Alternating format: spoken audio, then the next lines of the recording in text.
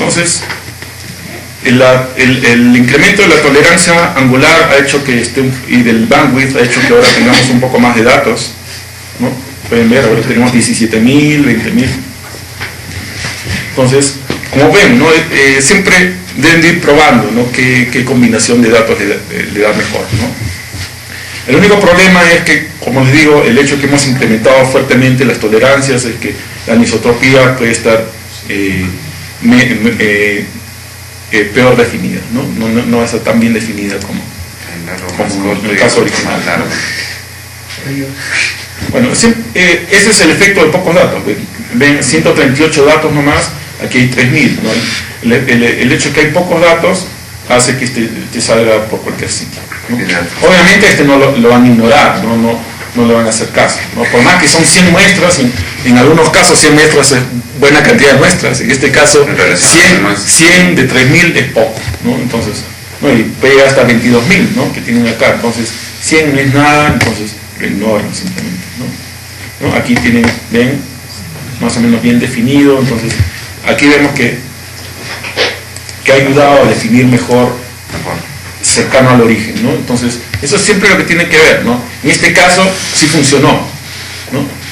En otros casos a veces lamentablemente no funciona, pero la única forma de saber si funciona o no funciona es probar, ¿no? Entonces, por eso que el cálculo de variogramas no es ser algo automático. Por eso a mí no me gusta usar, hay un programa que se llama NuVar4, creo que se llama, que les permite calcular automáticamente los variogramas experimentales para un montón de dominios. Usas un parámetro false igual a los que usas para histograma, boxplots. Tú puedes programarlo en un batch file que te calcule por un montón, ¿no? Pero el problema es que no lo ves, ¿no? Y no necesariamente lo que funciona para un dominio funciona para otro, ¿no? Yo prefiero que así ustedes vean dominio por dominio, se dé el trabajo de calcular bien el variograma experimental, usar bien los parámetros, los mejores parámetros para cada variograma experimental y recién pasar al modelaje, ¿no? O sea, el cálculo del variograma experimental no es algo automático, es algo que ustedes tienen que probar, porque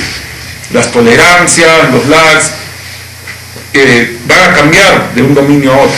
No deben usar los mismos parámetros para cada dominio, ¿no? En algunos dominios pueden usar, si tienen más datos, pueden usar menos tolerancias, en otro más, y va a cambiar, no, incluso en función de la dirección. Aquí hemos usado en todas las direcciones los mismos lags, ¿no? De repente para 135, 315 hemos debido usar distintos lags, ¿no? Eso se podría ir probando, ¿no? Pero en este caso ha salido bastante bueno, bastante alineado, ¿no? En algunos casos no tan bien, pero en general se ve un variograma bastante bien, bastante decente, que nosotros podríamos usar, ¿no? Una de las cosas que ustedes van a ver muchas veces en los variogramas experimentales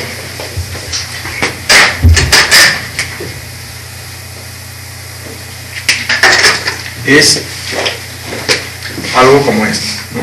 Aquí está el SIL, viene el punto, vienen los puntos, y antes de llegar al SIL comienza a caer, ¿no? Y van a notar especialmente que aquí tiene, por decir, 1000 muestras, 700, 1000, y luego aquí tienen solo 100, 70, ¿no? Entonces van a ver que no llegó al SIL y comienza a caer, y en especial comienzan a tener menos muestras. Es porque no tenían suficientes muestras a las más grandes, ¿no? Pero no quiere decir que ustedes deben modelar el SIL acá, ¿no? Es porque simplemente les faltó información, ¿no? Ustedes siempre deben tratar de modelar el SIL acá. Y estas muestras, que como tienen menos muestras, no les deben hacer mayor caso, entonces deben ignorarlas y modelar usando simplemente PowerPoint, ¿no? Esto es algo que pasa frecuentemente, ¿no? Y a veces el problema, Sage trata de modelar estos de acá, entonces hace algo así, ¿no? Que no es correcto, ¿no? O algo así, ¿no? Algo raro. Entonces deben tener siempre cuidado con eso, ¿no? Entonces, ahora que ya tenemos un variograma experimental más o menos decente, ¿no? En general ustedes siempre deben de darse el trabajo de chequear todas las direcciones. En este momento no, por el tiempo no lo vamos a hacer, Y aquí pueden ver otro efecto, ¿no? Mira, aquí que tenemos un montón de muestras, el variograma está bien definido, y aquí vemos cómo comienza a disminuir el número de muestras, y aquí que hay pocas muestras, miren cómo está, ¿no? Ese es algo típico, ¿no? Entonces, en esos casos, ¿no? Por ejemplo, al momento, ¿se acuerdan ayer? Una de las opciones de Sage es usar el mínimo de muestras, ¿no? Entonces, ustedes pueden ver que aquí en general, en este caso en particular, menor de 500 muestras ya se ve bastante ruidoso. Entonces, una de las cosas que pueden poner al momento de modelar esto es que ignore todos los puntos con menos de 500 muestras. Entonces, eso va a eliminar todos estos puntos ruidosos y les va a facilitar. Porque a veces uno por el apuro, a veces no está mirando bien cuántas muestras tiene, entonces uno a veces trata de modelar puntos que no debería, ¿no? Entonces, siempre al momento de chequear el variograma experimental, una de las cosas que debes de hacer es chequear más o menos cuál es el mínimo número de pares que va a haber un punto para poder usar, ¿no? Entonces, eso yo lo voy a usar después, aquí también, ¿no? Mira, 600, de repente 1000 podría ser también. 500 yo creo que es un buen número. Aquí, por ejemplo, vemos que se ha estabilizado a 0.9, ¿no? El zinc, en vez de llegar a 1, ¿no? Esto puede ser un poco indicativo de alguna posible anisotropía zonal. Entonces, lo dejamos ahí por el momento. Nos salimos y ahora vamos al modelamiento, ¿no? Vamos a escoger el 2 porque el 2 ha salido mejor.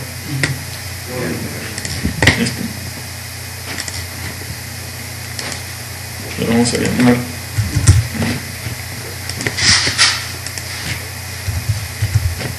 Entonces, por ejemplo, mínimo número de pares, vamos a ponerle 500.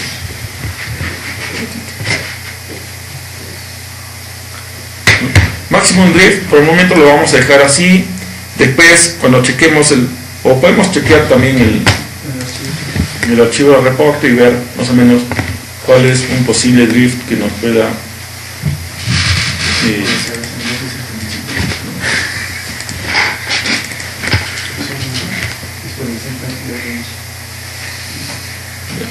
entonces, por ejemplo, este es el que hemos hecho el segundo, Direct 2, no, entonces, un poco más chico, ¿no? Aquí, como siempre, sale, no, por ejemplo, ahora es solo 7000 datos, ¿no? El mínimo y máximo, la media, la varianza, la desviación estándar. Entonces aquí vemos un drift de 10 probablemente, vemos que no hay 0, 10, menos 10, ¿está? No, yo creo que sí, le ponemos de 20 pues, para que agarre la mayoría de datos. En general no se ve mayor efecto de drift, ¿no? 23, 25, 28, 25, 24, vemos que las desviaciones están más o menos parecidas. El drift está alrededor de 0, en la mayoría de casos sube, después baja, ¿no? Lo importante es que se vea eso de que no tiene que estar constantemente en 0. La cosa es que esté ondulando alrededor de 0. Si este es 0, que haga algo así, ¿no? Si hace algo así, es suficiente. No necesita estar todo el tiempo alrededor exactamente en 0, ¿no? Entonces, si vemos que sube, baja, estamos bien, ¿no? Entonces, vemos que en general no hay, en este caso no tenemos mucho efecto de drift, pero si queremos podemos eliminar en los cuales el drift es mayor de 20, ¿no? Entonces regresamos acá, ponemos 20.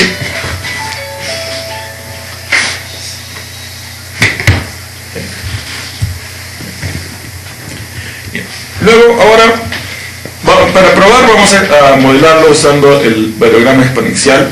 Vamos primero a probar con el exponencial, con el tradicional, ¿no? Para ver qué pasa cuando, como siempre, como les mencioné ayer, vamos a usar MetSystem, que es lo que siempre debemos usar.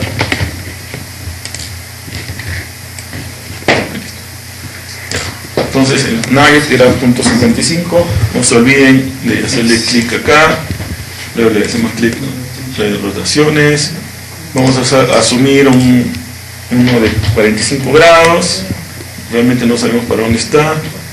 Aquí le vamos a poner 500 metros porque queremos siempre dar énfasis a los puntos más cercanos incluso como vemos que llega relativamente rápido. No, pero 500 metros creo que está bastante bien en este caso. Y ahí lo podríamos dejar para el primer paso. Recuerden, esto siempre es algo iterativo, lo vamos a ir haciendo poco a poco y lo hacemos fit, ¿no? Son pocos datos, es relativamente rápido.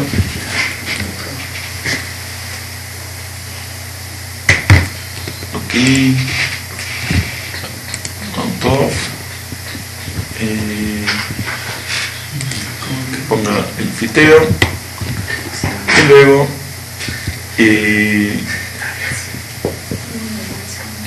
vamos a poner aquí máximo 500 para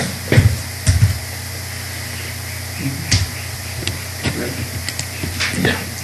Luego nosotros aquí podemos poner ver, vamos a buscar cuál es a 45 grados, ¿no? Que es una de las direcciones que hemos puesto como principal, 45, vemos aquí 45 con 0 prácticamente, ¿no? 45 con 1 grado, prácticamente 45 con 0, esta es una de las direcciones principales, ¿no? Aquí vemos que el rango es 355 metros, pero aquí vemos que aquí no ha llegado todavía al CIL, el CIL está más o menos por acá. ¿Y por qué aquí dice 355 y todavía no ha llegado al CIL? Es porque es el exponencial tradicional. El rango verdadero es 3 veces este rango. Ese es el problema con el tradicional. El rango que sale no es el rango verdadero. En verdad, el rango, esto en verdad es como si tuviera un rango de 3 por 355 que es 1050. Ese es el rango verdadero. Vamos a modelarlo exactamente igual. Mira, lo cierro. Voy a fijar todo para que no modifique nada. Bueno, ya. Los rangos simplemente es lo único que va a modificar. Y debe salir más o menos. Sí, pero el problema es que a veces Sage no produce exactamente los mismos resultados, pero ya, vamos a ver. Ahora lo vamos a ver con el práctico. Y debe salir aproximadamente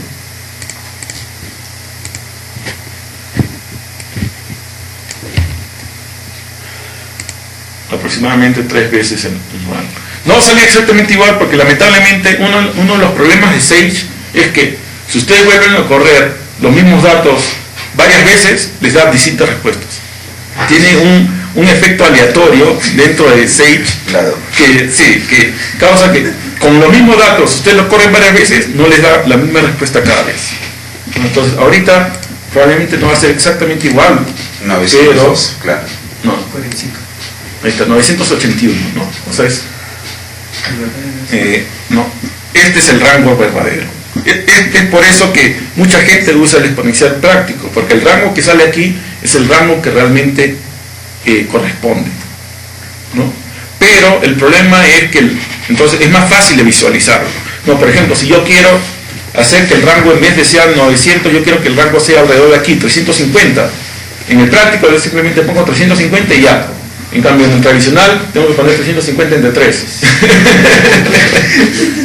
Ese es el problema del tradicional, ¿no? Todo el tiempo tengo que estar o multiplicando o dividiendo entre 3, ¿no? Entonces, esa es la... Pero lamentablemente el tradicional es el que deben usar, no el práctico, ¿no? Entonces, es por esas complicaciones del exponencial que yo les recomiendo en general, que a menos que sea estrictamente necesario, no usen exponencial tradicional, ¿no? Porque y si van a usar exponencial, lamentablemente el que deben de usar es el exponencial con rango tradicional. No usen el práctico porque si no se pueden meter en problemas. Si no, Toluca. China.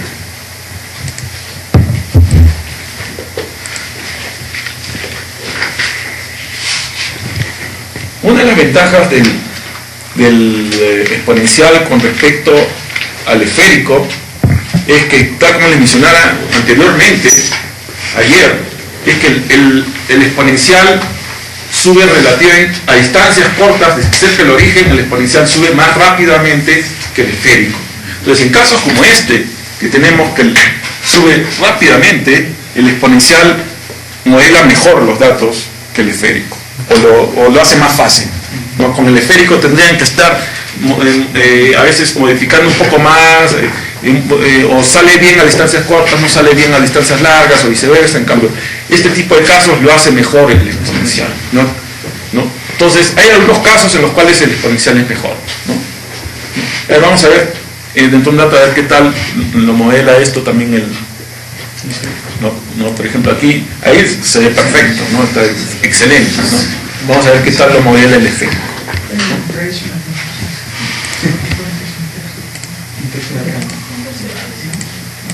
Lo que pueden hacer en casos como este es de repente usar un exponencial para distancias cortas y un esférico de distancia larga, pero ya están mezclando. Si vamos a usar exponencial, mejor usen exponencial para todo, pues.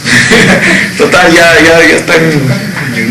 están complicándose la vida usando el exponencial, lo usan completo, ¿no? Sería un exponencial tradicional y un esférico, nada más. Obviamente, siempre que usan el exponencial tiene que ser tradicional, si no, se pueden estar complicando la vida, ¿no? Entonces, lo dejamos como está. Simplemente lo único que vamos a cambiar lo único que va a cambiar son los rangos, ¿no? Para que más o menos ver cuál es el efecto de cambiar el modelo, ¿no? Y como ven, miren, el esférico siempre produce este tipo de ángulos fuertes, en cambio el exponencial produce una curva más suave, ¿no? Es por eso que hay mucha gente que le gusta el exponencial, porque es más curvado, ¿no? En cambio, por ejemplo, ¿no se acuerdan en antes cómo lo modelaba el exponencial? Esto es como lo modela el esférico. Ven ese ángulo fuerte acá. Cambio, antes el exponencial seguía prácticamente los puntos, ¿no? Entonces, en general el exponencial hacía un modelamiento mucho mejor, ¿no?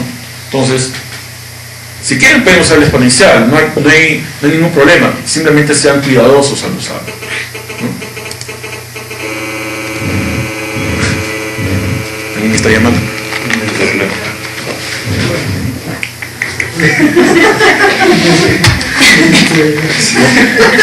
No, por ejemplo, en antes también aquí lo modelaba mucho mejor el exponencial, ¿no? En cambio ahorita no se ve tan bonito con el esférico. Ahí sería trabajar con los alcances y que son el esférico. Pero igual, casi siempre le va a salir este tipo de ángulo, ¿no? Que no se ve muy bien.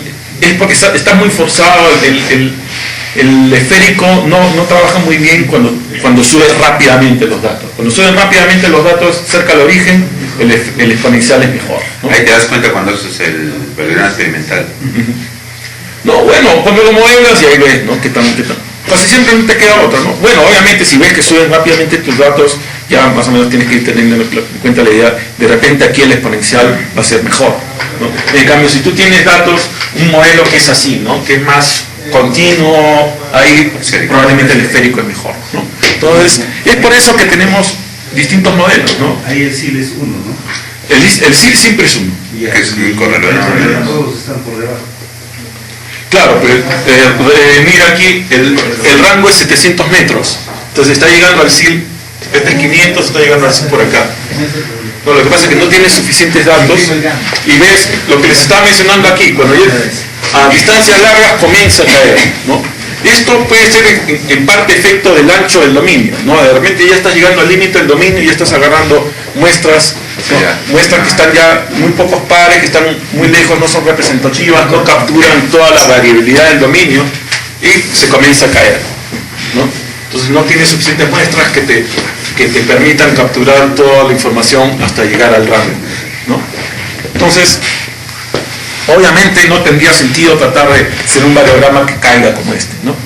Aparte que bueno, hay algunos que podrían hacerlo, pero en general la idea es que llegue al SIL, ¿no? En casos como este, por ejemplo, lo pueden modelar ahí o pueden tratar de agarrar estos un poco más acá para tener un rango más corto. Ahí podrían ponerse a jugar con esas opciones. Aquí, por ejemplo, yo le daría más peso a estos de acá que a estos de más acá, entonces yo trataría un rango un poco más corto, ¿no? En vez de 500, quizás 580, 500, un poco menos, 450, para que agarre por ahí, ¿no?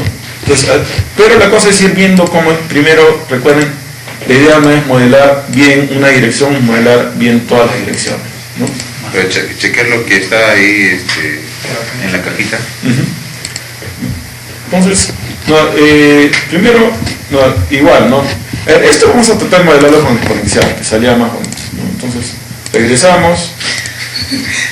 Como siempre, tiene que ser tradicional.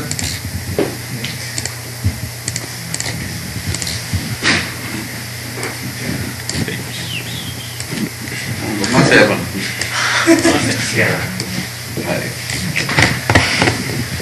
Ahí, y le hacemos.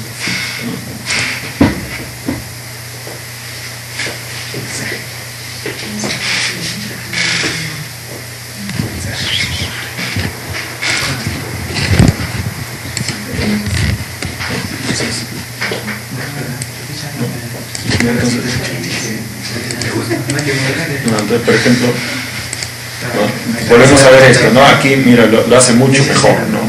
Y una de las cosas que hay que tener en cuenta es que a nosotros, en general, nos interesa una distancia hasta más o menos 150 metros, porque la mayoría de los bloques que nos importa, que son en lo que es medido indicado, incluso es hasta 100 metros.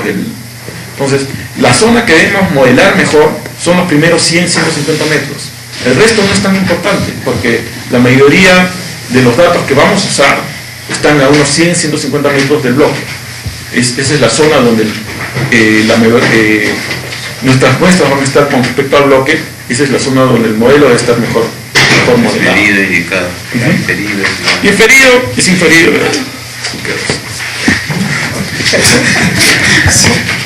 ¿No? Entonces, eso es lo que...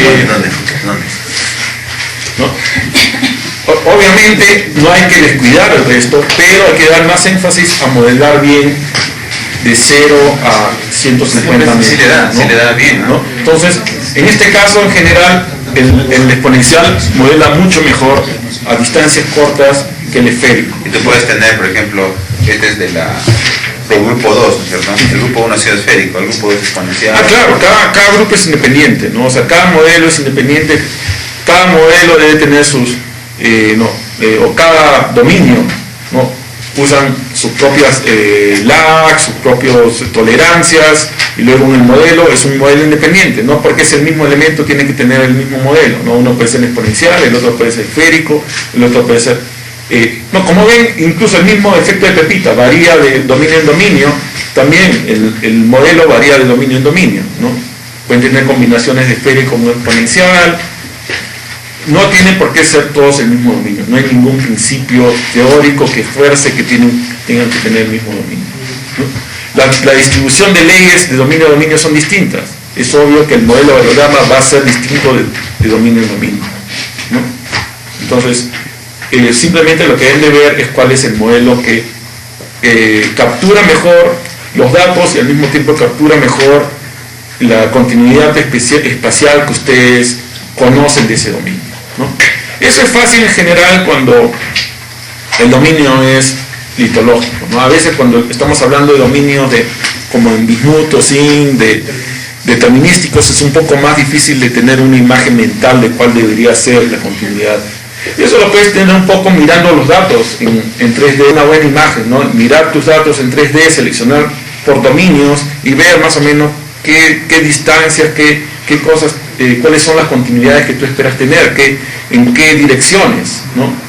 Antes de hacer la variografía, hacer un chequeo, así dominio por dominio, mirar más o menos qué direcciones, más o menos cuáles son el ancho en las direcciones principales para tener más o menos una idea de qué máximas distancias debo de ver, ¿no? No pasar de frente del histograma al variograma y sin mirar tus datos, ¿no? Tú tienes que tener una idea, una imagen mental de tus datos en 3 dimensiones para hacer la variografía, ¿no?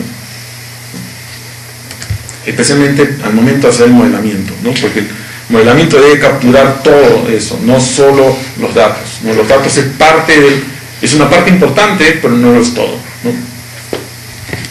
Entonces, por ejemplo, aquí de repente disminuir el segundo rango, el rango de la segunda estructura parece que podría modelar mejor estos, ¿no? Aquí parece que aquí como que se está cayendo un poco el variograma, se ha estabilizado a un SIL menor de 1, ¿no? Entonces en verdad es más representativo hasta acá y deberían hacer, ¿no?, que el SIL esté en vez de 300, no, recuerden, este es exponencial, este es 360 por 3, es más de 1000, ¿no? En vez de esa más de 1000, de repente que sea 500, ¿no? O ponerle 150 o 200 metros aquí, ¿no? Entonces, ese es el problema del exponencial, es un poco más complicado de ver estos datos, pero la idea principal es que ustedes saben que tienen que disminuir este rango, ¿no? Entonces lo podrían disminuir, pero como ven, en los primeros puntos lo modela muy bien, ¿no? Entonces en este caso, mira, aquí está excelente, bien bonito, ¿no? Entonces, así pueden ir viendo, no, por ejemplo, este es un caso que así es como debería ser, ¿no? Le está haciendo más caso, está modelando mejor los puntos, los primeros puntos, los puntos posteriores no le está haciendo tanto caso. Aquí está más o menos. Entonces, la idea, como siempre, es chequear todas las direcciones y ver que también están modeladas. Lo importante es que modele todas las direcciones más o menos, no algunas bien, ¿no?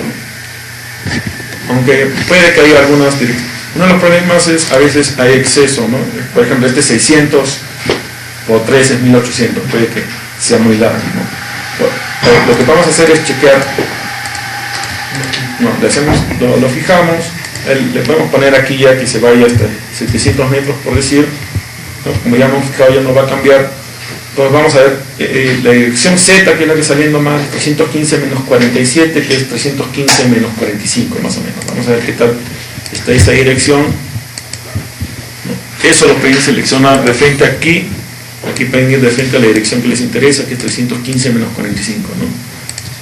¿Dónde está? Aquí está, 315 menos 45, graph, ¿no? Entonces aquí ven, ¿no?, que está modelando mal, está dando demasiado peso acá, en verdad ha debido modelar mejor estos, y en verdad quizás en vez de disminuir el rango, ¿no?, debería tratar de ser más o menos 600 metros, a lo más 200 metros en vez de 600 aquí. Estamos hablando de exponencial, ¿no? Por decir, le vamos a poner 250 para no disminuirlo mucho.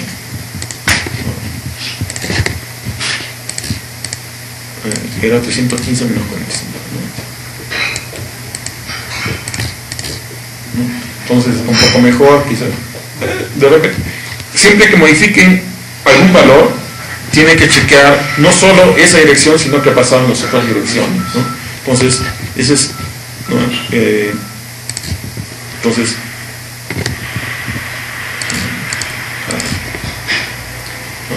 ahí van viendo en las otras direcciones qué tal quedó, ¿no? Si está bien, entonces puede quedar, si malogró las otras direcciones, de repente he disminuido mucho, a comentar, entonces así van. Es un proceso iterativo, no esperen que nunca la primera va a salir bien, ¿no? A veces mejoran el fit en una dirección, pero se malogran las otras, tienen que regresar o disminuyen un poco, entonces así tienen que ir probando hasta que ya dicen, ah, ya, está aceptable, ya, ¿no? Aquí está 300, ¿no? Por ejemplo, Z250, ¿no?, que es el valor que fijamos, sale exactamente como está ahí, y estos valores son los que tienen que poner en MySide. No, los ponen así, como están acá, los ponen en MySide. MySide, es por eso que nosotros usamos el rango tradicional, porque tal como está acá, tal como está ahí, lo ponen en MySide. Exponencial tradicional en MySide también, ¿no? Sí, bueno, no, en MySide no tiene la opción de tradicional y practical range, solo tiene exponencial y punto. Solo que el exponencial en MySide y exponencial en la mayoría son igual en Gencom. Gencom solo existe exponencial, pero la fórmula exponencial que usa es el tradicional, ¿no? Entonces, cuando usan el tradicional, los datos que ponen en MySide son exactamente los mismos que salen acá, no tienen que modificar nada, es la ventaja de usar el tradicional.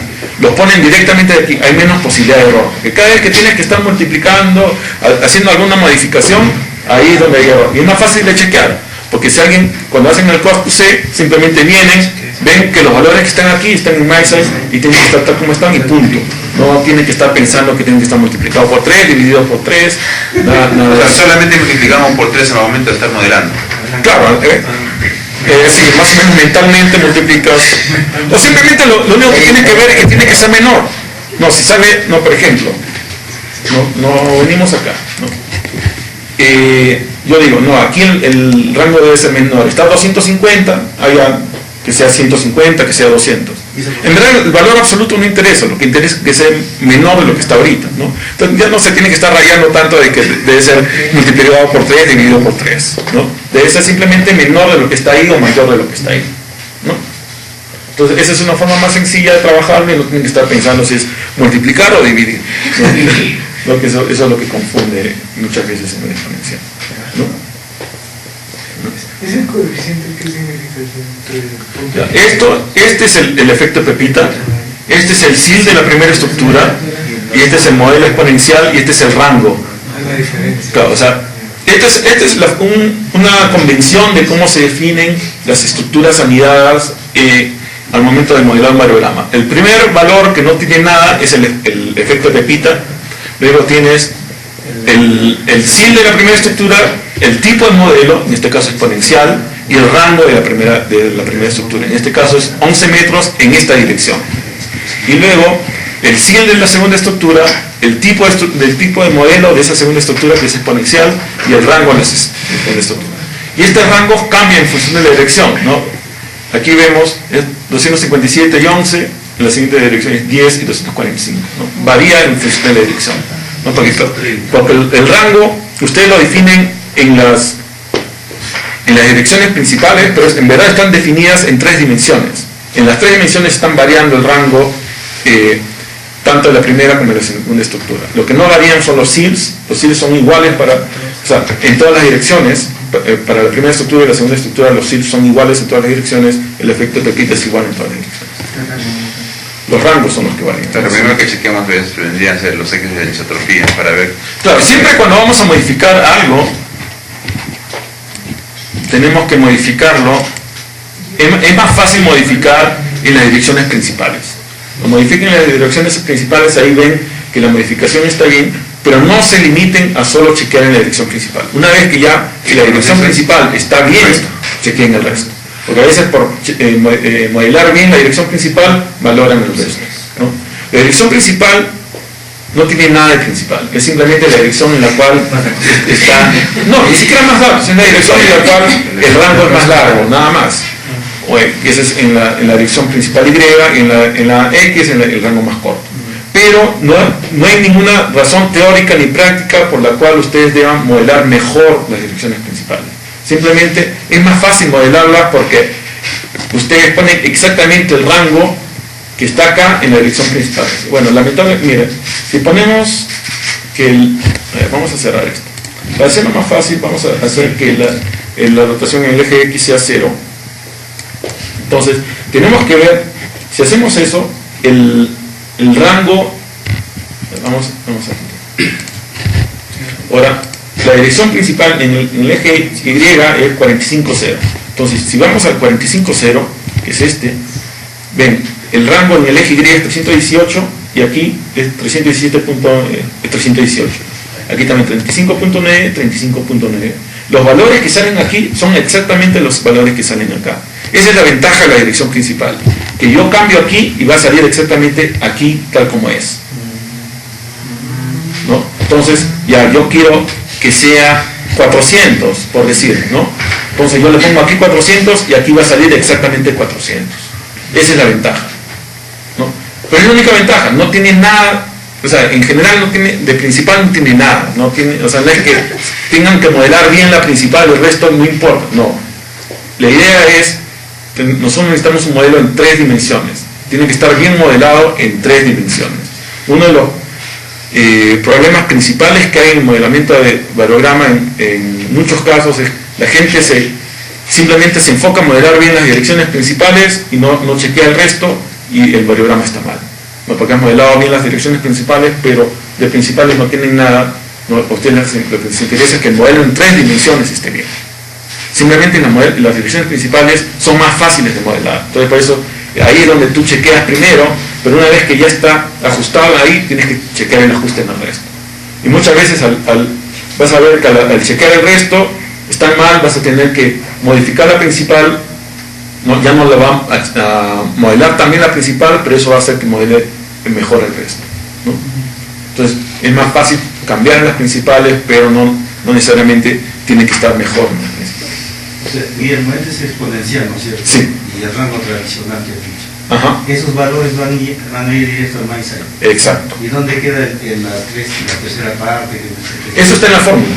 En la fórmula ya. En la fórmula. Ya MindSight ya sabe que ese 318 lo tiene que multiplicar por 3 y ese es bueno. MindSight espera que el rango que están poniendo es un tercio del rango verdadero. Un tercio del rango verdadero. Pero 600 metros no es nada. 900 en este caso. Lo que pasa es que este es arsénico. Arsénico no tiene dominios de variografía, mira todo es por pi clases nada más. Entonces mira todo prácticamente el depósito en un solo. Geológicamente está bien determinado en la parte de los calinas, en la parte sur, puede tener su dirección. No, es que de repente el pi group, este es un grupo especial, de repente es uno de los grupos que de repente incluye el intrusivo, entonces incluye un dominio grande, ¿no? Si viéramos otro dominio, de repente ahí la continuidad es más pequeña. Pero igual, ves que una de las cosas que deben de entender al momento de ver los radiogramas, no sé, uno de los problemas es que la gente se enfoca demasiado en el rango, especialmente el rango de la segunda estructura. Lo que debe enfocarse más es en los SILs, ¿no? Si miramos aquí, el SIL, especialmente cuando vemos el problema desde el punto de vista del paralelograma, los SILs deben de sumar a 1, eso te representa el 100% de la variabilidad, ¿no? En este caso ya estamos comenzando que el efecto Pepita tiene 55% de la variabilidad. Y en la primera estructura, que tiene solo un rango de 35 metros, tiene 3.3, o sea, el 85% de la variabilidad, casi el 90% de la variabilidad está dentro de los primeros 30 metros. El resto te explica muy poco. La mayoría de la variabilidad está aquí, los primeros 30 metros.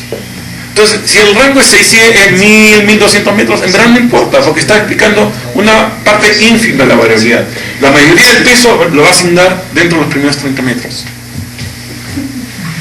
Y eso es lo que vemos en arsénico. El arsénico tiene una continuidad muy pequeña, una continuidad de los valores muy pequeña a distancias cortas, y solo los valores bajos, eso sí tiene una continuidad larga. Y eso de repente lo que está viendo esto, ¿no? Valores un poquito altos tienen una continuidad más o menos en unos 30 metros, y los valores constantes, el background, tiene una continuidad. Pero ese background solo te explica hasta 15% de la variabilidad, nada más. El resto está el efecto de Pepita y la variabilidad a corta distancia, que son 30 metros. Entonces, no se fijen tanto solo en el rango, ¿no? Entonces, más importante que el rango son los SILs, porque los SILs son los que están. Porque a veces, por ejemplo, puedes tener como en este caso, ¿no? Es 30 metros, no es casi nada, ¿no? En 30 metros tienes 85% de la variabilidad, ¿no? Entonces, que el segundo rango tenga segunda estructura tenga un rango de 1800 metros, no le hace. Está explicando muy poco. A veces el segundo rango tiene un SIL de 0.05, o sea, no explica ni la segunda, ni 10% de la variabilidad. A veces 5% de la variabilidad. Que tenga un rango muy largo no le hace.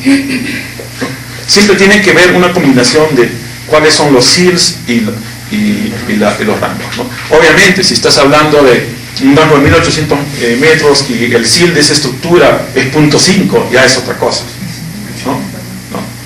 Pero en este caso, que es 0.15, no le hace mucho.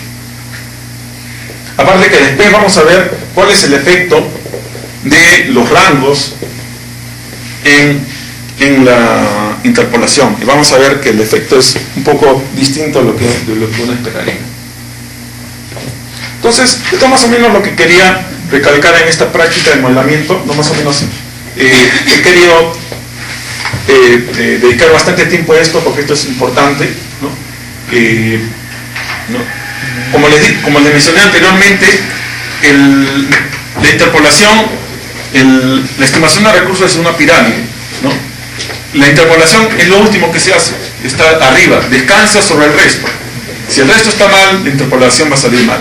Por eso es importante que el modelamiento del variograma, el EDA, lo hagan muy bien, porque una vez que hagan eso, ya el resto, la interpolación es casi algo mecánico, que no hay mucho que ustedes puedan variar ahí, no, lo que ustedes puedan afectar ahí al momento de la interpolación va a ser menor. Todo va a depender de todo lo que han dicho antes, la variografía, el EDA, cómo han subdividido sus dominios, todo eso va a tener un efecto mucho mayor en sus resultados que cambiar el número máximo de datos, la orientación del elipsoide de búsqueda, ¿no? Ese tipo de cosas en general va a tener un efecto ínfimo en comparación de la variografía, el EDA, en general la geología es lo que va a tener, los dominios que ustedes usen va a tener mucho más influencia que cualquier otra cosa. Entonces, yo creo que ahí podemos parar por el momento y de ahí después pasamos a... Antes de pasar, ¿alguna pregunta más acerca del modelamiento de variograma? De ahí, al asumir que todos los CIRs son iguales para toda la dirección, estamos asumiendo que no hay exacto. Que es, en general, lo que asumimos. Antes de pasar al siguiente tema, ¿está todo claro con lo que es variografía? ¿Alguna pregunta más? Estamos bien, ¿no? Entonces ya hemos visto todo lo que es cálculo del variograma, modelamiento del variograma y todo lo relativo a eso. Ahora vamos a pasar a ver lo que es la interpolación en sí, ¿no? La estimación de los recursos en sí, que se basa en todo lo anterior que hemos visto. Vamos a ver ahora lo que se llama principios de interpolación lineal. Y nosotros en general nos vamos a enfocar a lo que es la interpolación lineal, pero después vamos a ver otros tipos de interpolación también que hay. Interpolación lineal, ¿qué significa? Esto lo vamos a ver un poco más en detalle después, pero simplemente que es una combinación lineal de datos. Una combinación lineal de datos quiere decir simplemente que los datos es simplemente un promedio ponderado de datos lineales en el sentido de que no están elevados al cuadrado o al cubo, a ninguna potencia. Eso es lo que quiere decir lineal. O que usa alguna otra transformación de datos. Porque en general, los otros tipos de interpolación que no son lineales, que vamos a ver después, ¿no? Que son indicadores, básicamente, se basan en transformación de datos antes de interpolación. Entonces, como no usamos los datos tal como son, y no usan un promedio ponderado de esos datos, ya no son interpolación lineal. Pero la mayoría de los métodos que nosotros usamos, verso a la distancia, Kriging, todos son interpoladores lineales. Entonces, uno de los primeros puntos que tenemos que ver es que nosotros vamos a estimar valores para los bloques, ¿no? Los vamos a estimar en función de los datos de que disponemos. Lo que debemos saber, lo que debemos estar todo el tiempo conscientes es que ese valor que le estamos asignando al bloque es un estimado, no es el verdadero valor de ese bloque, ¿no?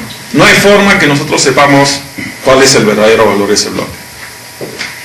Y es imposible, con los datos que disponemos, poder estimar exactamente ese valor, ¿no? Podríamos, aún incluso con datos más densos, como por ejemplo black holes, tampoco podemos estar seguros de cuál es el verdadero valor de ese bloque. Entonces, en general nunca lo vamos a poder saber. Pero lo que podemos hacer es, usando los datos que disponemos, tratar de estimar lo mejor posible ese valor, ¿no? Entonces, es lo que siempre tenemos que estar conscientes, que nunca vamos a obtener el verdadero valor, sino vamos a obtener un estimado. Y la idea es que el estimado sea lo mejor posible en función de los datos que disponemos. Ese es nuestro objetivo, tratar de obtener lo mejor posible por los datos que tenemos, a pesar de que sabemos que ese valor no va a estar correcto, va a haber un error asociado con ese valor, ¿no? Entonces, la tabulación de recursos se basa en estimados, no valores verdaderos, los cuales son desconocidos y en la mayoría de los casos nunca se van a saber. neón con el minado, porque cuando tú minas, tú no le calculas la ley de ese bloque, tú mandas, lo que mandas ese día a la planta, que de repente es una parte de ese bloque con partes de otros bloques, y la ley también que sale de la planta también es un estimado, no es la ley real, no analizan todo lo que entra a la planta. Entonces, los valores de los bloques nunca los vamos a saber. Ese no tiene de planeamiento. Nunca lo vamos a ver, y es peor aún en nuestro caso, porque nuestros datos son relativamente dispersos en relación al bloque que queremos estimar, ¿no? Entonces, en general, los estimados siempre tienen errores. A veces, por suerte, nos va a salir que el estimado es más o menos real al valor actual, pero en la mayoría de casos no va a ser así. En la mayoría de los casos siempre el valor que le vamos a asignar al bloque no es el valor real, pero como no sabemos cuál es el valor real, no nos queda otra que aceptar ese valor tal como es, tal como lo obtuvimos. Y el objetivo de la estimación es minimizar esos errores. Como sabemos que se van a cometer errores, es no podemos evitar esos errores, pero los podemos tratar de minimizar. Entonces, ese es nuestro objetivo, tratar de minimizar los errores. No los vamos a poder evitar, ¿no? Una de las razones por las cuales cometemos errores es que el modelo se basa en un volumen ínfimo de muestras relativo al volumen total del depósito, ¿no? Puedo hacer un cálculo rápido, pero en general se puede demostrar que la cantidad de muestra que se usa para estimar un bloque varía entre 0.0007% a 0.0004% del volumen de ese bloque. Estamos hablando de cantidades ínfimas de muestra para obtener. Entonces, sabiendo esto, no es de asombrarse que se cometan errores al momento de la estimación. Estamos extrapolando una cantidad ínfima de datos para poder obtener el valor del bloque. Pero, en función de la experiencia, se ha visto que los errores que se cometen con esta cantidad de datos son manejables y que eso nos permite hacer un planeamiento, un minado razonable. Es por eso que nos contentamos con esto, por eso que nos contentamos con los errores que se cometen. ¿Por qué? Porque sabemos que tenemos que incrementar excesivamente la cantidad de datos para mejorar los datos, para mejorar los errores, y por más que incrementemos los datos, siempre vamos a cometer errores. La única forma de no cometer errores sería analizar todo el bloque, lo cual es imposible, ¿no? Entonces, es por eso el objetivo de la estimación es minimizar los errores. Una de las formas de minimizar errores es hacer uso de todo nuestro conocimiento del depósito, ¿no? La mayoría de los errores que se cometen son por ignorar los controles geológicos. Geológicos, vuelvo a recalcar, siempre que hablo geológico desde el punto general, no litológico, sino litológico, estructural, todo tipo de controles que hay, ¿no? Todo eso combinado, no solo el aspecto litológico, ¿no? En general, la interpolación, tal como hemos visto, ¿no?, para lo que es el IDE, la variografía, la interpolación debe ser limitada a áreas que sean geológicas y estadísticamente homogéneas. Es por eso que hacemos el IDE, para poder identificar estas zonas. Una vez que hemos identificado esas zonas, hacemos el variograma en esas zonas. Una vez que hemos hecho eso, interpolamos esas zonas, independientemente de las otras zonas. Porque esa es la única manera de poder minimizar errores. Por eso que muchas veces, en la mayoría de los depósitos en los cuales se han cometido grandes errores de estimación, ¿se acuerdan? Les enseñé hace un par de días una tabla en los cuales los errores en los recursos eran menos 60% de los recursos totales que se encontró al momento de minar, son por mal control geológico. Mal control geológico se traduce en malos estimados de los recursos, y eso se traduce en pérdidas en el depósito, ¿no? Los controles geológicos son los más importantes, ¿no?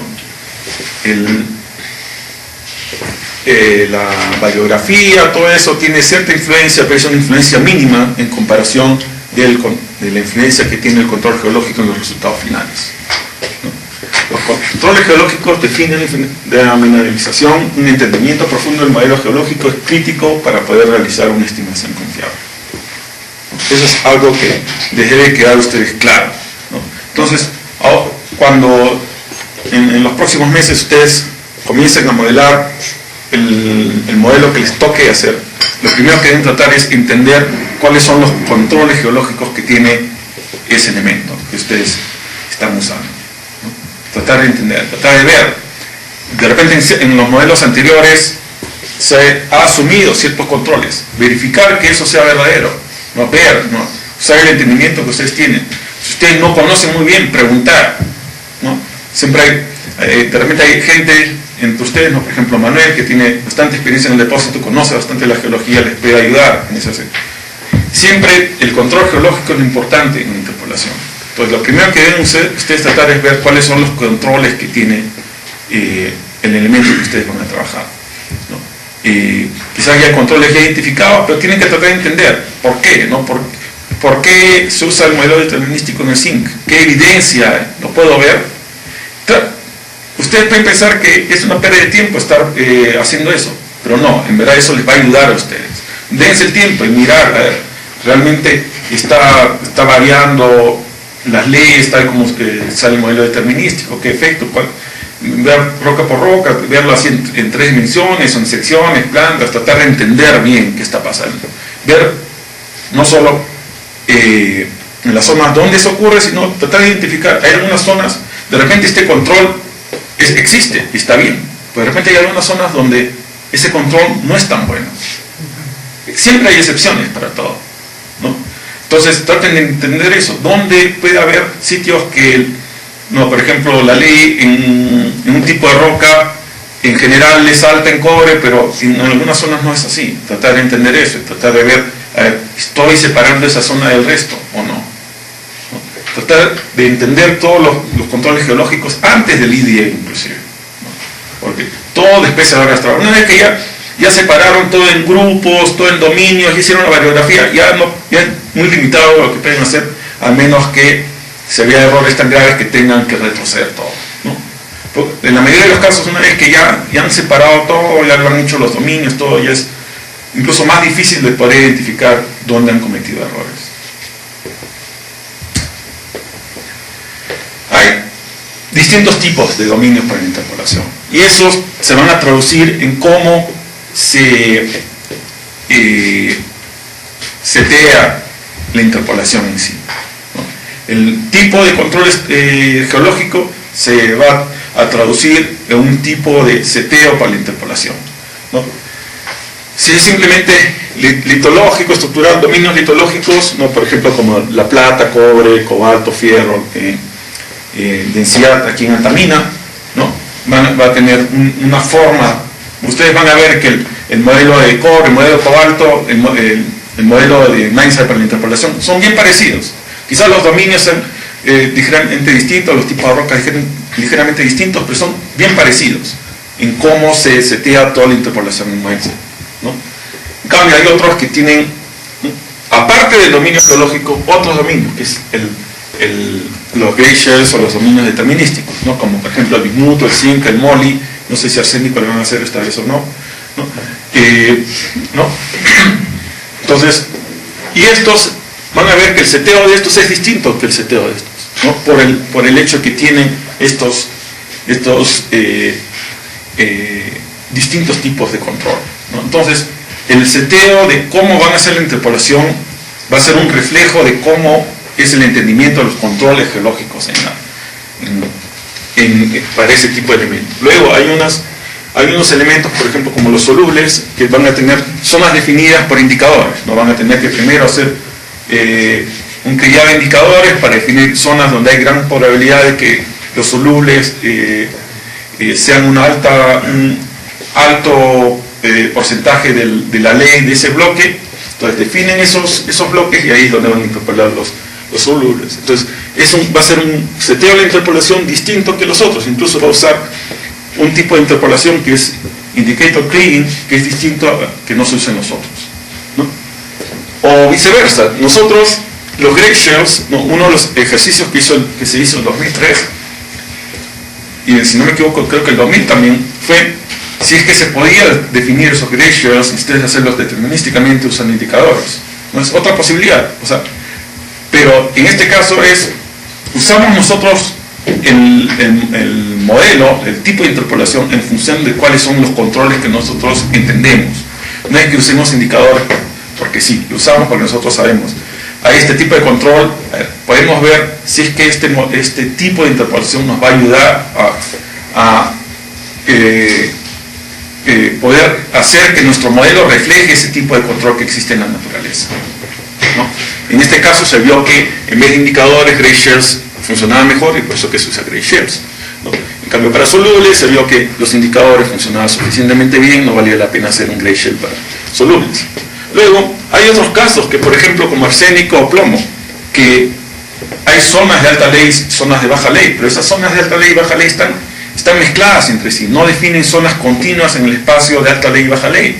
Entonces, en vez de usar el método que se usa para los solubles, se usa otro método en que bloques independientes son tagueados como alta ley o baja ley, o por ejemplo, que es lo que se hace en arsénico, o en plomo, que cada bloque se define simplemente cuál es el porcentaje de alta ley o baja ley que pertenece a ese bloque, y se interpola alta ley y baja ley, ambos dentro de cada bloque para plomo. Entonces, es en función de nuestro entendimiento, de que en plomo y arsénico lo que se sabe es que tenemos una población general de valores de baja ley, y sobrepuesto sobre esa población general de baja ley tenemos una población de alta ley que tiene un control en general estructural venillero, pero que se puede decir casi aleatorio, no hay un control específico como se ve en zinc y plomo, sino que ocurre más disperso, ¿no? Entonces, ese conocimiento de cómo ocurre la ley en el espacio lo estamos reflejando en un modelo usando esto. Entonces nosotros usamos este modelo precisamente porque es lo que refleja mejor nuestro entendimiento del comportamiento en el espacio de la administración. No es porque simplemente se nos ocurrió usar este modelo, ¿no? Entonces es lo que hay que entender, y la idea es al final de este tema que ustedes entiendan por qué se usaron estos distintos tipos de modelos, y así en el futuro, o también cuando ustedes vayan viendo los modelos en los que trabajen, vean si el modelo que están usando, el tipo de interpolación que vamos a usar, es el apropiado para el entendimiento geológico que ustedes están usando. Precisamente, una de las grandes ventajas es que tenemos toda una serie de herramientas para interpolar, ¿no? Y cada una de estas herramientas es distinta en función del tipo de modelo geológico, de los controles de la mineralización que tiene, ¿no? Entonces nosotros debemos escoger el tipo de interpolación que se adecua más a nuestro entendimiento geológico del depósito y del método, ¿no? Y otro de los casos es siempre hay combinación de métodos, ¿no? Por ejemplo, bismuto y zinc combinan geología con gray shares, por ejemplo, o casi todos estos tienen una combinación de geología más, ¿no?, indicadores, gray shares, otras cosas, ¿no? Entonces casi siempre combinamos tipos, ¿no? Y todo porque tratamos siempre de que la interpolación refleje nuestro entendimiento de los controles geológicos del depósito.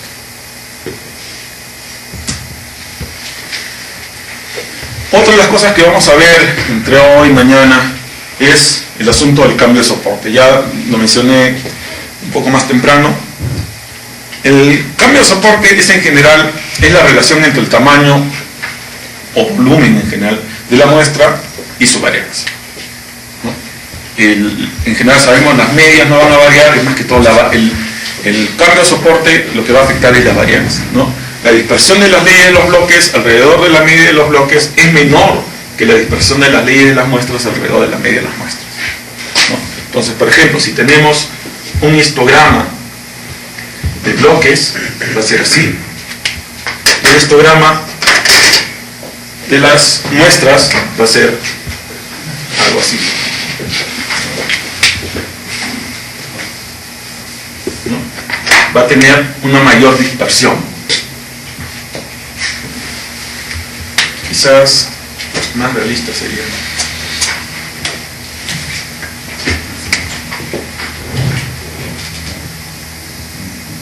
algo así, ¿no? Entonces, este es muestras y plotes. Asumimos, por ejemplo, la media de ambos es igual, pero la varianza de los bloques es menor que la varianza de las muestras, ¿no? Esa es la idea en general del cambio de soporte. Siempre, cuando vamos de un soporte menor a un soporte mayor, siempre va a haber, la media se va a mantener, pero siempre la dispersión, la varianza, que es una medida de dispersión, va a aumentar, ¿no? En general, el cambio de soporte es muy importante. Y eso ocurre para todos, por eso les mencioné antes que cuando hablamos del efecto de Pepita, ahí también se vería ese efecto, incluso el variograma. Si nosotros, no lo mencioné antes, pero lo podría haber mencionado, si tenemos un variograma de ensayos, va a ser así, y si estoy asumiendo un variograma no estandarizado, si tenemos un variograma en nuestros compósitos, va a ser así. Va a tener menor efecto de Pepita y el SIL va a ser más bajo porque la varianza va a ser menor. ¿Se acuerdan que el SIL es lo mismo que la varianza? Entonces, para compósitos va a ser así y para ensayos va a ser así. Mientras más grande es el soporte, menor es la varianza. Pues eso se va a reflejar también en el variograma. El modelo del variograma es muy probable que se mantenga igual, pero la varianza de los ensayos va a ser mayor, el efecto de los Pepitas, el efecto de Pepita también va a ser mayor. Entonces nosotros veríamos algo así.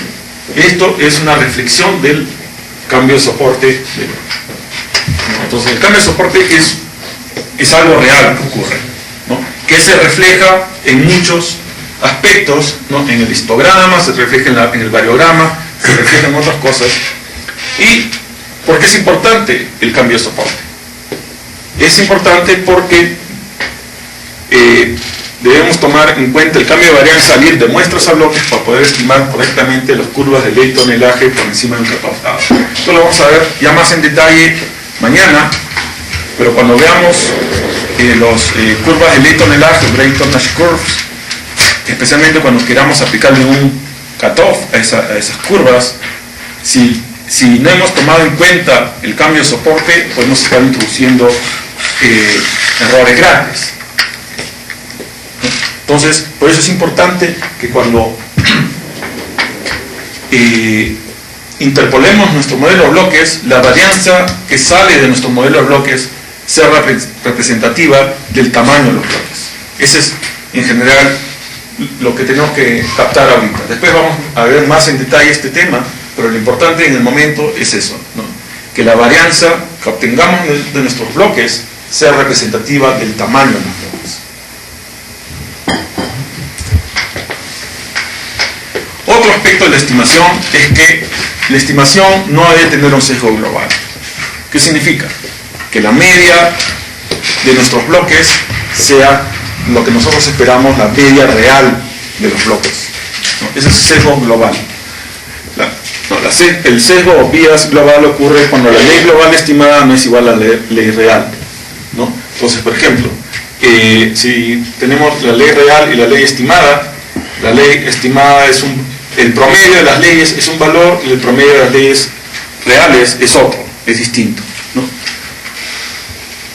En general, una de las mejores formas de controlar esto es, o viéndolo inversamente, una de las formas en las cuales se introduce sesgos en nuestro modelamiento es cuando ignoramos los controles geológicos, cuando mezclamos poblaciones. Si mezclamos una población de alta ley con baja ley, es muy probable que estemos introduciendo sesgos. Estamos extrapolando las leyes de alta a baja ley y eso va a hacer que nuestra ley promedio sea más alta de la real, ¿no?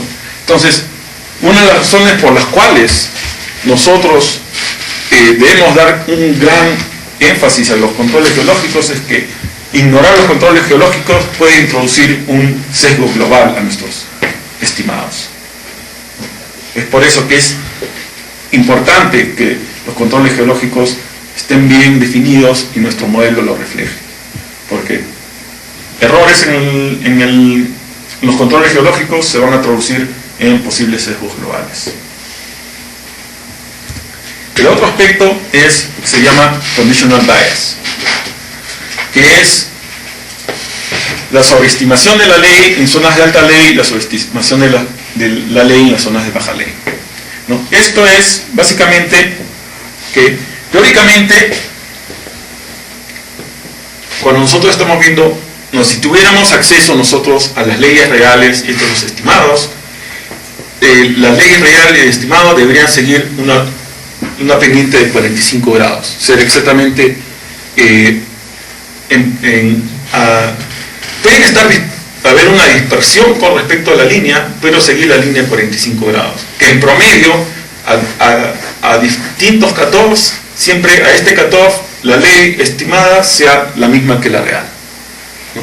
Cuando hay conditional bias, eso no ocurre así, ¿no? La ley estimada a este cutoff, ¿no? La pendiente de la correlación va a ser distinta de 45 grados, entonces vamos a tener, por ejemplo, en este caso, que la ley estimada va a ser mayor que la actual, o viceversa, ¿no? Entonces, uno de los problemas con la conditional bias es que es algo inevitable. Nosotros podemos tener o mejor dicho, podemos tener un modelo interpolado que no tiene sesgo global, pero vamos a tener conditional bias, se llama conditional bias porque es condicionado a los distintos valores. En vez de mirar el valor promedio global, estamos mirando el valor promedio a distintos cutoffs. Entonces, a este cutoff hay una diferencia entre la ley estimada y la ley real. Eso es un sesgo, un bias. A este cutoff lo mismo, ¿no?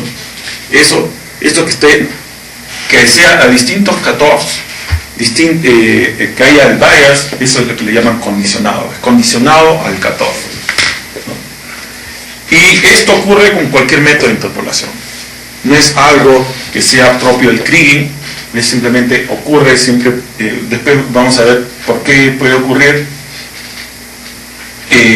Ocurre siempre cuando se necesita combinar muestras para obtener el valor de un bloque. Entonces, como todo caso en que siempre va a haber un error, lo que nosotros vamos a tratar no es eliminar el error, sino minimizarlo. Entonces, la idea de conditional bias es tratar de minimizar el error. Y una de las maneras de minimizarlo es tratar de usar el mayor número de muestras posibles. Después vamos a ver que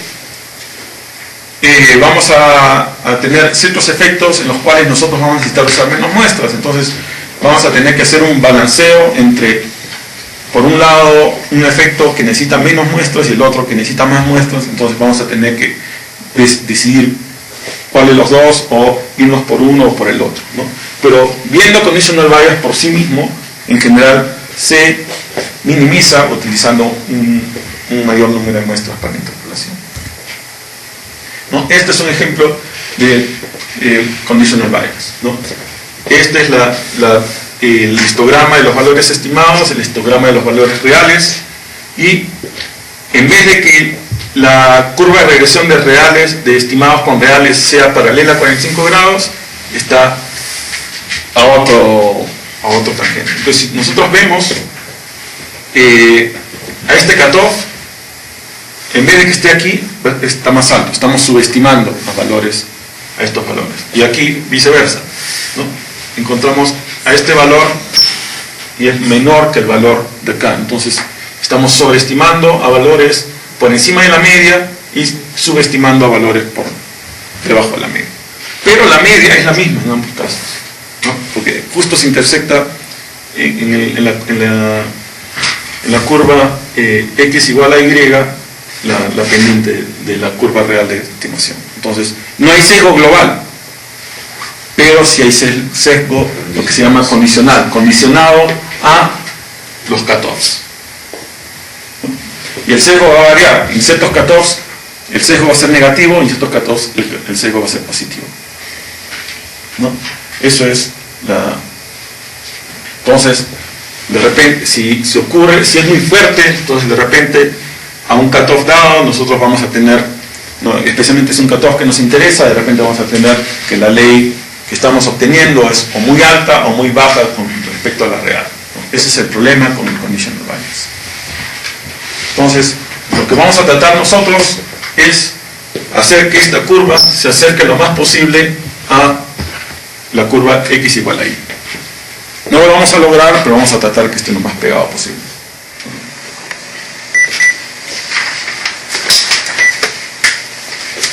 Entonces, en resumen, la metodología de estimación que vamos a usar debe evitar el sesgo global, debe minimizar el sesgo local o conditional bias y debe tomar en cuenta correctamente el cambio de soporte adecuado al tamaño de los bloques.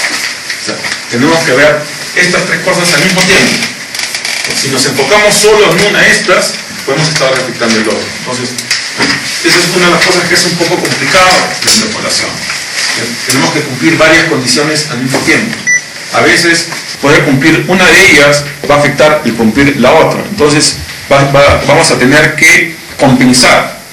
Vamos a minimizar el error en este y tratar de minimizar el error en el otro y en el otro al mismo tiempo, ¿no? Entonces, al disminuir el error en uno, vamos a aumentar el error en el otro. Entonces, vamos a tener que tratar de ver cuál es más importante.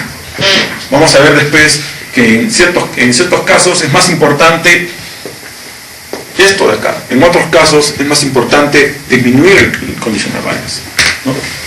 Este siempre debemos cumplirlo. Nunca es aceptable un modelo con sesgo global, ¿no? Este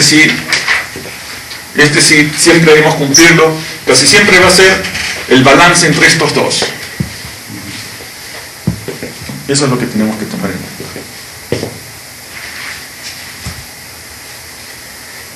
Entonces, el objetivo de la estimación es obtener el mejor valor de una variable. En nuestro caso en particular son los valores de bloques en un punto en el espacio en función de los datos disponibles. Eso es importante, es en función de los datos que nosotros disponemos, ¿no? Nosotros no vemos el problema de estimación desde un punto de vista teórico, lo vemos desde un punto de vista práctico. Nosotros disponemos de una cantidad limitada de datos y en función de esa cantidad limitada de datos tenemos que obtener lo mejor posible que podemos hacer, ¿no? Entonces, nosotros tenemos una cantidad de muestras que están dispersas en el espacio alrededor del punto que queremos interpolar. Tenemos que ver la forma que podemos obtener el valor de este bloque que sea lo más cercano posible a la realidad con el menor error en función de esas muestras que disponemos. Ese es básicamente el objetivo de la estimación de recursos, de la interpolación. Ahora vamos a ver en el transcurso del día cómo es que resolvemos este problema. Pero el problema en sí es eso, nada más, ¿no? Ver la forma de cómo resolver este asunto. En general, nosotros vamos a usar, en lo que es interpolación lineal, simplemente vamos a hallar la ley de este bloque utilizando una combinación lineal de las muestras de las que disponemos. Una combinación lineal es simplemente un promedio ponderado. Nada más, es algo bien sencillo. Simplemente la ley de un bloque es el promedio ponderado de la ley de las muestras que usamos para interpolar ese bloque. Así de simple. Es un promedio ponderado. No hay nada de nuevo, ¿no? Es un simple promedio ponderado. Ustedes saben, la fórmula de promedio ponderado es simplemente la sumatoria de los pesos por las muestras, ¿no? Entonces, los distintos métodos que hay, inverso de distancia, poligonal, Kriging, los distintos tipos de Kriging, lo único que hacen es escoger este peso, nada más. Cada uno te da distintos pesos, pero al final el procedimiento en sí es simplemente multiplicar el valor de la muestra por el peso y hallar el valor del bloque. Nada más, es algo bien complicado. Toda la complicación que vamos a ver hoy día es simplemente en ver cómo escoger el mejor peso. Nada más. Una vez que ya se encuentran los pesos y hallar la ley del bloque, simplemente hallar un promedio ponderado, ¿no? Eso es todo lo que se tiene que hacer.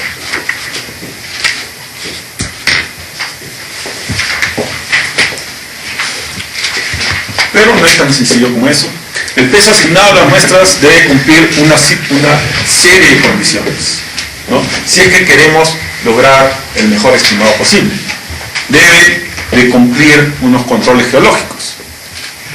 No queremos mezclar dominios que no debemos de mezclar, ¿no?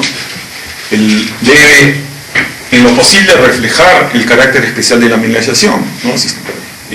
Muestras cercanas al bloque deben tener un mayor peso que muestras lejanas al bloque, ¿no?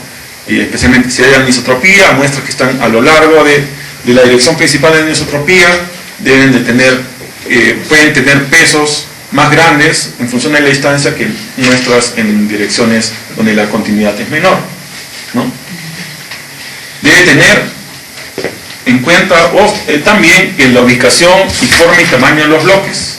Eso es algo que quizás no es intuitivo, ¿no? El tamaño del bloque también debe influir un poco en cómo se calculan al final los pesos del bloque. Porque nosotros queremos estimar la ley del bloque, no la ley de un punto en el centro del bloque, ¿no? Esto lo vamos a ver un poco mejor después. También es importante que en la metodología tome en cuenta la ubicación de las muestras con respecto a sí mismas y al bloque. O sea, no solo es importante la distancia de las muestras al bloque, sino la distancia de las muestras entre sí. Vamos a ver que no es lo mismo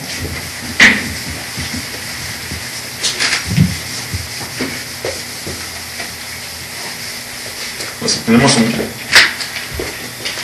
un bloque aquí. No es lo mismo tener tres muestras ahí, todas a la misma distancia del bloque, que tener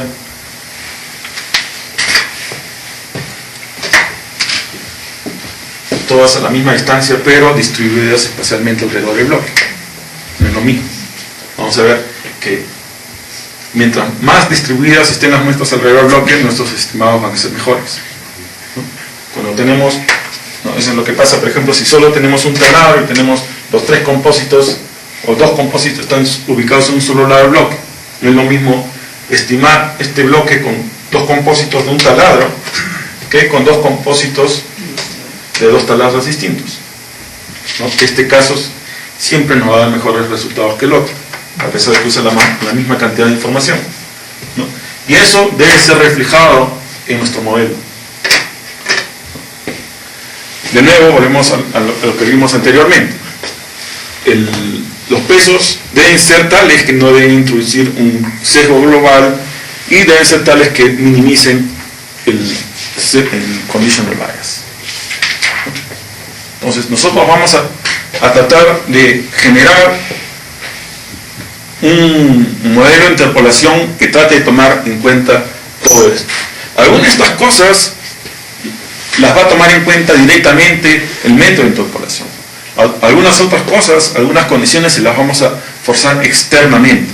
Los controles geológicos, por ejemplo, ningún método de interpolación toma en cuenta los controles geológicos. Estos se los metemos externamente al definir dominios de interpolación, al interpolar dominios distintos separadamente, ¿no? Entonces nosotros podemos aplicar controles geológicos a cualquier método de interpolación, al nearest neighbor, inverso a la distancia, al kriging, ¿no? ¿Por qué? Porque es externo al proceso de interpolación, ¿no? Kriging, inverso a la distancia, ninguno de esos toma en cuenta la geología. La geología nosotros se la tenemos que forzar al método. En cambio, algunos de estos sí son internos al método. Algunos métodos no van a tomar en cuenta todos estos aspectos y es por eso que algunos métodos son preferibles que los otros. ¿Por qué? Porque algunos métodos van a tomar en cuenta la minimización del conditional bias, en cambio otros no. Eso ya lo vamos a ir viendo. Entonces, ¿cuáles son los métodos más comunes de interpolación? Algunos de estos ya no se usan mucho, pero igual los vamos a revisar un poco desde el punto de vista histórico y un poco para que se familiaricen en algunos depósitos, especialmente depósitos antiguos que todavía se siguen explotando, siguen manteniendo estos métodos porque les funciona, y si algo funciona, ¿para qué modificarlo? Entonces es bueno siempre que sepan, ¿no? Entonces los métodos principales que hay son el método poligonal, el método seccional, el nearest neighbor, el inverso a la distancia y kriging. Kriging, hay distintos tipos de kriging, ¿no? Nosotros vamos a ir viendo para qué sirve cada uno de estos distintos tipos ¿no? En qué se caracterizan y en qué casos hay que usarlos, en qué casos es mejor usar uno de ellos en vez del otro. Estos son básicamente los métodos de interpolación lineal de que disponemos, ¿no?